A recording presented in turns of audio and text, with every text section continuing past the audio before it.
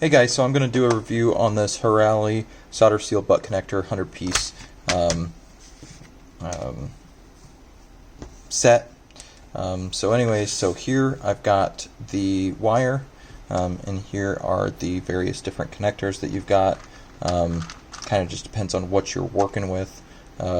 Today I am working with, I believe, 14 gauge wire.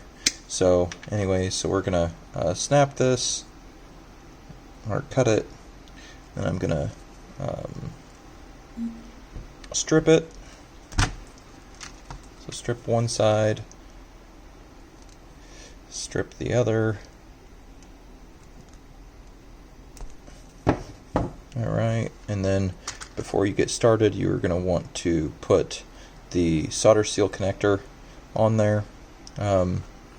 And then I generally twist them together real tight.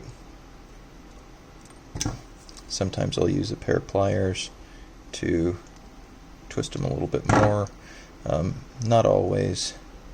And then what I like to do is fold them over. This is probably not the correct way to do it, but I basically get about half of it and I try and fold it over. Of course that looks like a hot mess. Either way, I do that, and then I crimp it down a little bit just to get it into a slightly smaller form factor for the solder joint to slip over. And then I slip that solder joint over, which I might have to do it from the other side. So we'll try that. Bring it up and over, and of course it's way too big, so we're going to go up. We're going to go up to the blue size. Generally you're going to want to size this out for whatever project you're working on. So here, this is what we've got. So we're going to then put the lighter to it, and I like to turn it while I do this, or basically I like to get the blue flame right on it. That way it's not getting the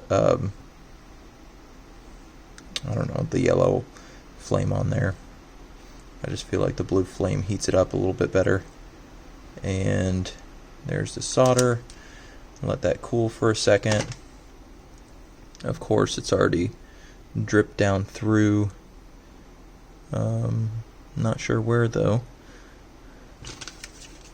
And you get the other side. You get that to melt.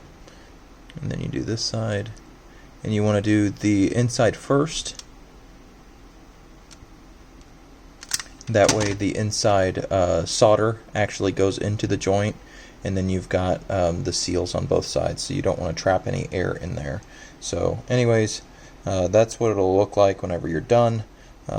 Generally you should probably put some some electrical tape or some heat shrink over it, even though it kind of already has heat shrink built into it. I just like adding that for extra precaution. But I'm going to let this cool, and then we're going to give it a little bit of a tug test and see how it holds up.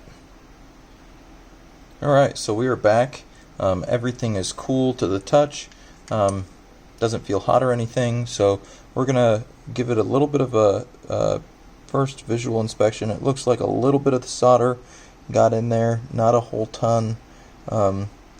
Didn't really wet the joint how I would expect, but then again, these are very low melting point solder. So now we're going to give it a bit of a tug test.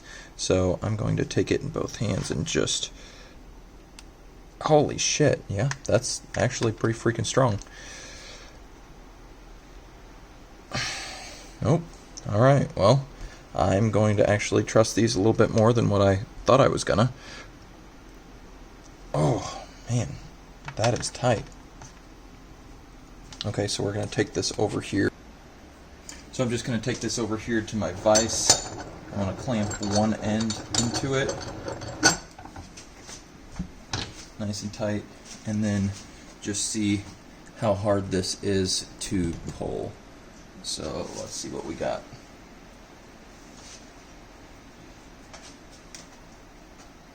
Oh, it's starting to rip a little bit. I don't know if you guys can see that. I'll see if I can get you in there.